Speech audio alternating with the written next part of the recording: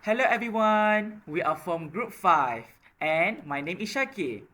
I'm Alisa. I'm Shasha. And I'm Hasya. And I'm Erina. So today we are going to present about diabetes and sodium glucose co-transporter 2 inhibitors.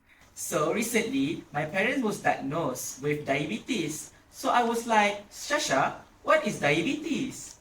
Diabetes, also known as diabetes mellitus, is not one disease but rather a heterogeneous group of multifactorial, primarily polygenic syndromes characterized by an elevated fasting blood glucose (FBG) caused by a relative or absolute deficiency in insulin.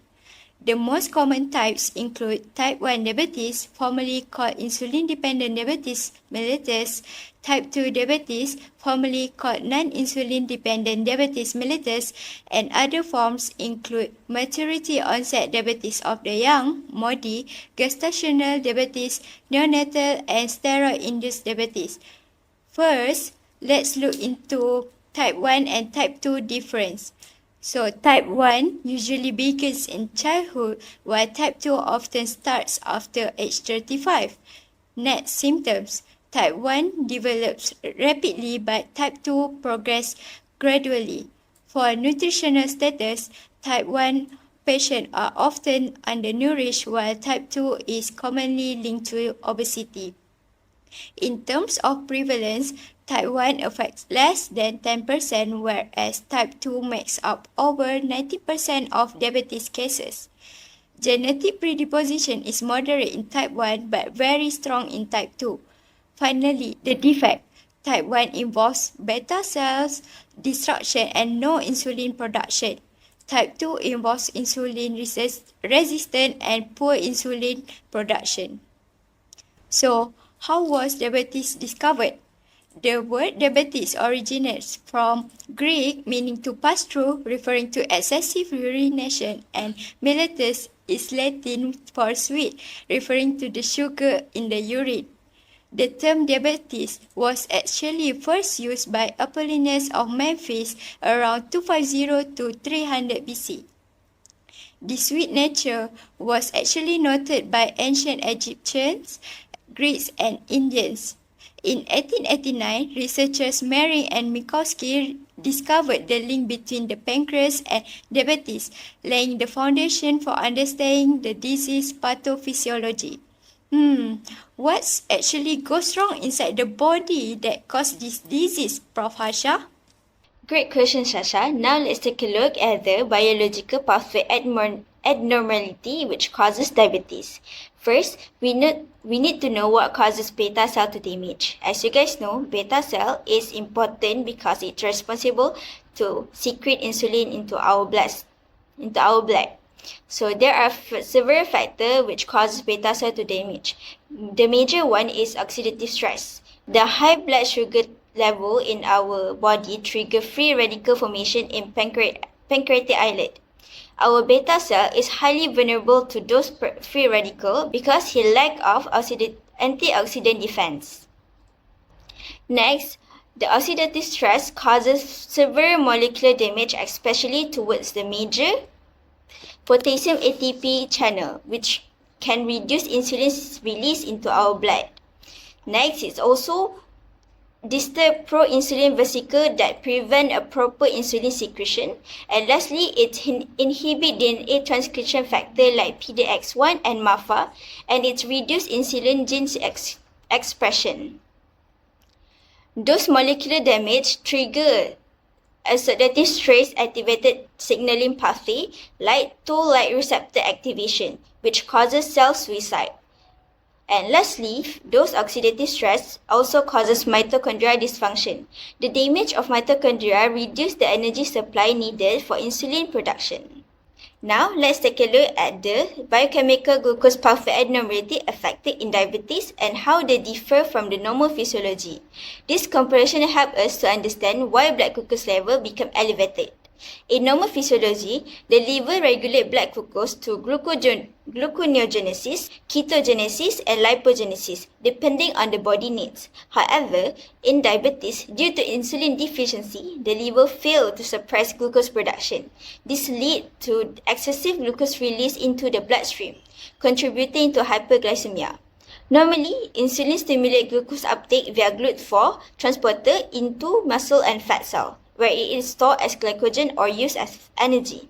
But in diabetes, beta cell dysfunction and insulin resistance result in poor glucose uptake and storage. As a result, glucose accumulates in the blood instead of entering the cells. Lastly, in the kidney, glucose is reabsorbed in the proximal converter tubule by the sodium glucose transporter 2, SGLT2. However, in diabetes, SGLT2 activity increase causes excessive glucose reabsorption. This prevents glucose from being excreted in urine, further worsening the hyperglycemia. So, what is the first drug discovered for diabetes patient? Hi, I'm Insulin, the first drug used for diabetes, and I've got quite a story to tell. Over 100 years ago, being diagnosed with type 1 diabetes was almost always fatal, and the best doctors could do was stock people on diets as low as 450 calories a day.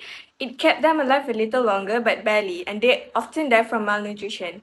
Then, in 1921, everything changed. Two Canadians, Dr. Frederick Banting and Charles West, figured out how to extract meat from a dog's pancreas.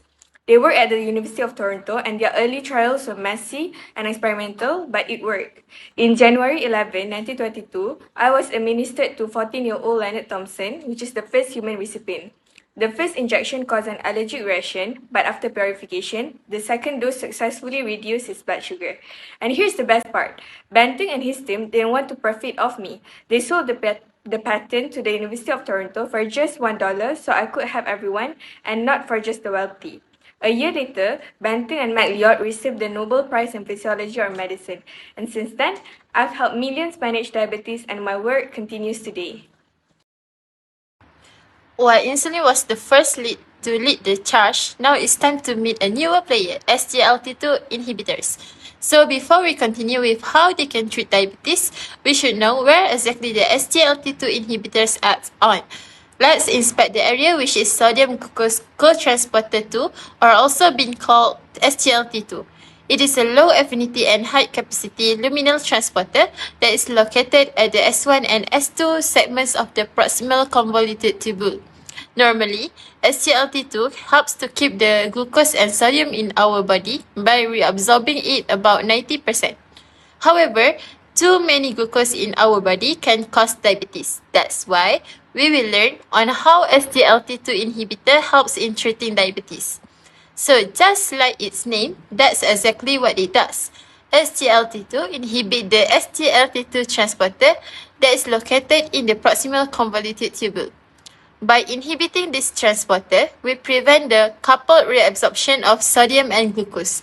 As a result, more glucose and sodium are excreted in the urine, which is a condition that is known as glucosuria. When more glucose is excreted out as urine instead, glucose that is transported into blood circulation reduces. So, this leads to a reduction in blood glucose level, helping to manage hyperglycemia in patients with type 2 diabetes. Oh, that's how my parent got diabetes. And it got me really interested in understanding the medication. With that, I did some research regarding this. Since you know, I am the future pharmacist. Firstly, I searched about the common side effect, which one of the things that my parents mentioned when starting the diabetes medications. One of them is female genital myocardial infection. This is for specifically in women.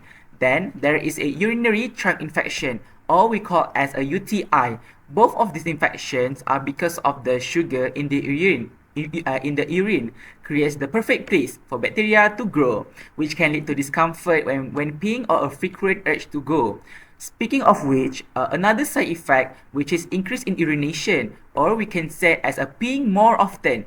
Since the medication works by pushing sugar out through the urine, it makes you will have to go more often, even at night sometimes. Next, you might also get constipation, especially if you are not drinking enough water. And some people feel like a bit of nausea or even vomit when they first start the medication. So I was like, what can you do about it? And I did more research. And what doctor said to my parents also gave a point to me. First, my mother, who is a woman, that she need to maintain her genital area from clean and dry. By doing this, it helps to lower the risk of the infection. Secondly, doctor also said that we need to drink enough water throughout the day because of this medication makes you pee more, which means you are losing more fluids. So, by staying hydrated, it helps to prevent from constipation and even dizziness. Next, if you start to feel like really sick, like a severe nausea or vomiting, and can't keep anything down or feel constipated for days, you are recommended to temporarily stop taking the medications immediately. And lastly, we need to try avoid drinking drinks that can irritate the bladder. For example, like coffee, tea, alcohol, or even fizzy drinks. This is because this can make peeing more often and frequent, and it can make it really uncomfortable.